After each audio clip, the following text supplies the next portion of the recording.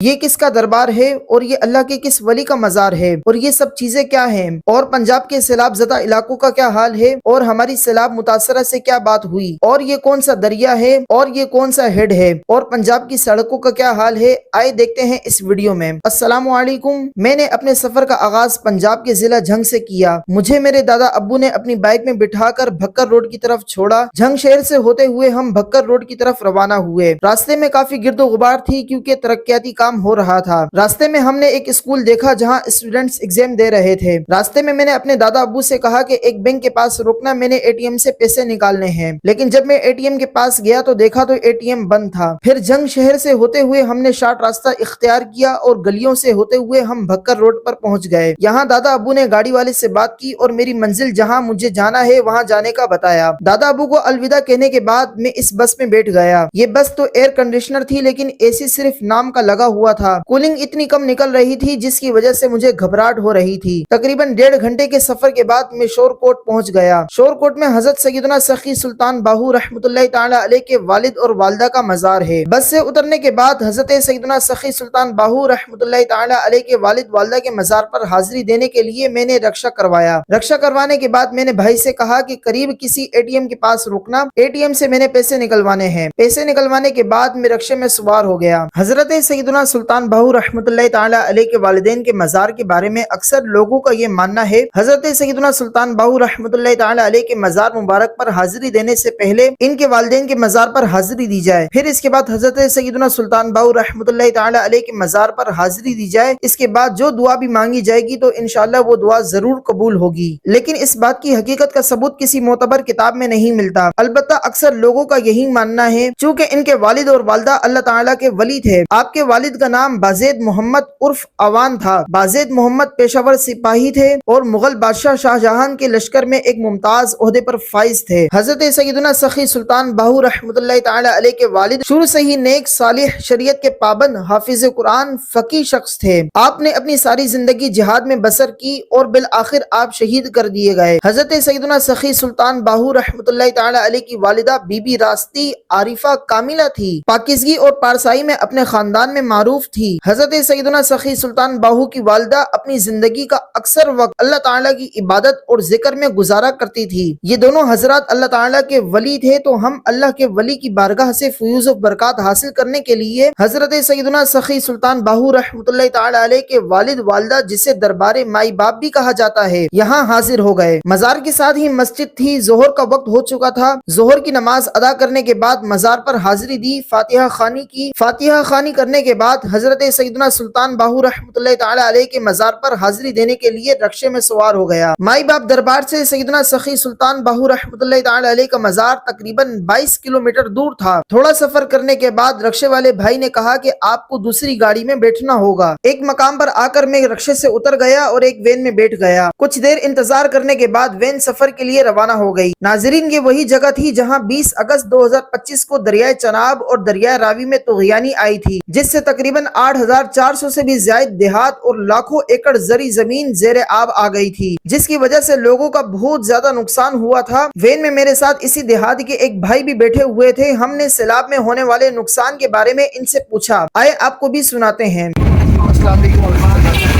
میں اس وقت میں پنجاب میں موجود ہوں۔ آج سے چند ماہ پہلے یہاں پنجاب میں سیلاب آیا تھا، جس کی وجہ سے تباہکاریاں ہوئی تھیں۔ ساتھ میں ویڈیو بھی آپ دیکھ رہے ہوں گے کہ کتنی جو ہے تباہی ہوئی تھی۔ میرے ساتھ ایک نوجوان موجود ہیں جو یہاں کے شہیدین ہیں، ان کا بھی یہاں پہ نقصان ہوا تھا۔ آئیے ان سے پوچھتے ہیں کہ ان کا یہاں پہ کتنا نقصان ہوا اور ان کا ازالہ ابھی تک کیا گیا ہے۔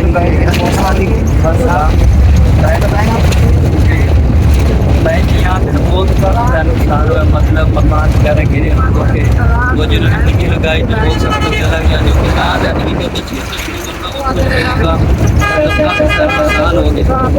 لیکن مطلب کچھ لوگ لکھنے تو آج لیکن ابھی تک ملا نہیں حکومت۔ آپ کے مویشیوں کا نقصان ہوا تھا؟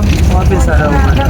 اچھا، آپ کی موت ہونے کی حکومت کی طرف سے تو میڈیا پہ بتا رہا ہے کہ دیگر حکومتی ادارے انہوں نے 25 لاکھ کی امداد کی ہے اور ان کے ازالہ پورا کیا ہے، مکان بنا کے نہیں کیا ہے کہ آپ لوگوں کو بنا کے نہیں دیا ابھی تک؟ نہیں، ہمیں تو کچھ بھی نہیں ملا۔ جو وہ ہے کہ مکان لکھنے والے انہوں نے مکان بھی ہمارے نہیں لکھے، اور جو راشن دیتے ہیں فلڈ میں وہ بھی ہمیں نہیں ملا ابھی تک۔ تو آپ لوگوں کو راشن نہیں ملا، امداد بھی نہیں ملا؟ جو مریم نواز پیسے دے رہی ہے بے نظیر والے وہ بھی نہیں ملیں گے. چلو ہم دعا کرتے ہیں آپ کے لیے، اللہ تعالیٰ آپ کے لیے آسانی فرمائے. جو جو آپ لوگوں سے مطالبات پورے کیے گئے ہیں اللہ تعالیٰ انہیں پورا فرمائے. السلام علیکم. اللہ تعالیٰ ان کی پریشانی دور فرمائے، آمین. پھر کچھ دیر کے سفر کے بعد مجھے وین نے ایک مقام پر آ کر اتار دیا. وین سے اترنے کے بعد پھر یہاں سے میں رکشے میں سوار ہو گیا. تھوڑا سفر طے کرنے کے بعد بالآخر میں الحمدللہ مزار مبارک کے پاس پہنچ گیا. اس مزار مبارک کی صفائی ستھرائی کا بہترین انتظام کیا ہوا تھا، اور یہاں ایک چیز دیکھ کر میں حیران ہو گیا تھا کہ چپل یہاں محفوظ طریقے سے بالکل مفت میں جمع ہوتی ہے، ورنہ تو اب تک میں جتنے بھی اولیاء اللہ کے مزارات پر گیا ہوں وہاں چپل رکھوانے کے پیسے دینے ہوتے ہیں. اس مزار کی صفائی ستھرائی کا بہترین انتظام تھا، اور جس وقت میں پہنچا تھا یہ عصر کا وقت تھا، اور اس وقت مزار کی صفائی ہو رہی تھی، اور نماز عصر کے وقت کے قریب ہونے کی وجہ سے مزار کو بند کیا ہوا تھا. نماز کے بعد مزار کو کھلنا تھا. میں نے نماز کی تیاری کے لیے وضو کیا. وضو کرنے کے بعد میں ایک مقام پر پہنچا جہاں میں نے دیکھا کہ جسے چاروں طرف سے لوہے کی گرل لگا کر بند کیا ہوا تھا. لوگوں نے اس لوہے کی گرل پر دھاگے باندھے ہوئے تھے، تالے باندھے ہوئے تھے. اس کے اندر تھوڑا سا پانی تھا، اور لوگوں نے اس پانی میں پیسے، بچوں کے کھلونے پھینکے ہوئے تھے. یہاں کے لوگوں کا کہنا ہے کہ اگر کسی کو لڑکا بطور اولاد چاہیے ہوتا ہے وہ لڑکوں کے کھلونے پھینک کر چلا جاتا ہے، اور اگر کسی کو لڑکی بطور اولاد چاہیے ہوتی ہے تو وہ لڑکیوں کے کھلونے یہاں پھینک کر چلا جاتا ہے، تو اس شخص کی منت پوری ہو جاتی ہے. اس منت کی کیا حقیقت ہے اللہ تعالیٰ بہترین جانتا ہے. نماز ادا کرنے کے بعد کچھ دیر تک میں صحن میں بیٹھا رہا. کچھ دیر کے بعد مزار کو کھول دیا گیا. مزار مبارک پر حاضری دینے اور فاتحہ خوانی کرنے کے بعد کچھ دیر تک مزید فیوز و برکات حاصل کرنے کے لیے میں مزار کے صحن میں بیٹھا رہا. بسم اللہ الرحمن الرحیم. الصلاۃ والسلام علیک یا رسول اللہ وعلی آلک و اصحابک یا حبیب اللہ. الحمدللہ عز و جل. اس وقت میں سلطان العارفین حضرت سیدنا سخی سلطان باہو رحمۃ اللہ تعالیٰ علیہ کے مزار مبارک پر حاضر ہوں. اللہ تعالیٰ کی بارگاہ میں دعا ہے رب تعالیٰ اپنے اس ولی کامل کے صدقے ہماری بے حساب مغفرت فرمائے. آپ کی سیرت کے متعلق لکھا جاتا ہے کہ آپ یکم جمادی الثانی 1039 ہجری بمطابق 17 جنوری 1630 عیسوی بروز جمعرات بوقت فجر کے مطابق آپ اس دنیا میں تشریف لائے. آپ کی جہاں جائے پیدائش ہوئی وہ قصبہ شورکوٹ ضلع جھنگ میں ہے. آپ رحمۃ اللہ تعالیٰ علیہ پیدائشی ولی عارف باللہ تھے. آپ رحمۃ اللہ تعالیٰ علیہ نے پیدائش یعنی کم عمری کی حالت میں ہی اس بات کو جان لیا تھا کہ میں ولایت کے ایک مقام و مرتبے تک پہنچنے والا ہوں.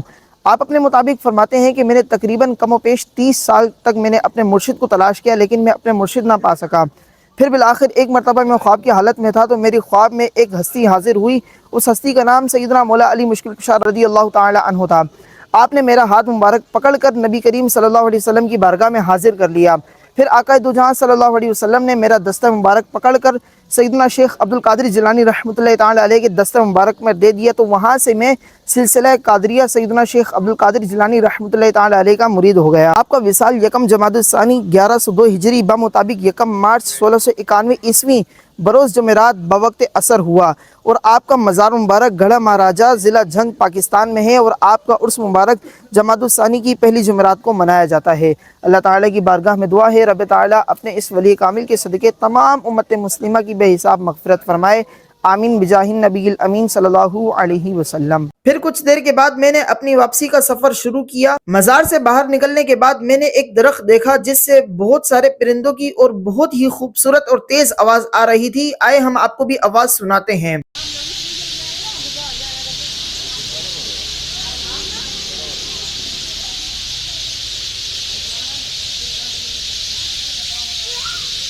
پھر اس کے بعد میں نے اپنی چپل لی اور واپسی کا سفر شروع کر دیا. واپسی میں مجھے گھر پہنچنے میں کافی دیر ہو گئی تھی. واپسی جاتے ہوئے میں نے تریمو ہیڈ بھی دیکھا. سرگودا کے مقام سے دو دریا، دریائے چناب اور دریائے جہلم آپس میں ملتے ہیں. جی ہاں، یہ وہی دریائے جہلم ہے جو کشمیر سے ہوتے ہوئے پاکستان کے مختلف علاقوں سے ہوتے ہوئے سرگودا کے مقام پر آ کر دریائے چناب سے آ کر مل جاتا ہے. یہ بہت بڑا دریا دریائے چناب کی صورت میں تریمو ہیڈ پر آ کر رکتا ہے، جسے آپ ابھی دیکھ بھی سکتے ہیں. چند گھنٹوں کا سفر طے کرنے کے بعد مجھے ایسا محسوس ہوا کہ میں کراچی کے یونیورسٹی روڈ پر آ گیا ہوں، کیونکہ یہاں کی سڑکیں ٹوٹی پھوٹی ہوئی تھی. شاید ترقیاتی کام ہو رہا تھا. بالآخر الحمدللہ چند گھنٹوں کے سفر کے بعد میں بخیریت گھر پہنچ گیا. یہ ویڈیو کیسی لگی کمنٹ میں لازمی بتائیں. ویڈیو کو لائک اور چینل کو سبسکرائب کرنا نہ بھولیے گا. ملتے ہیں اگلی ویڈیو میں، تب تک کے لیے اللہ حافظ، اللہ نگہبان.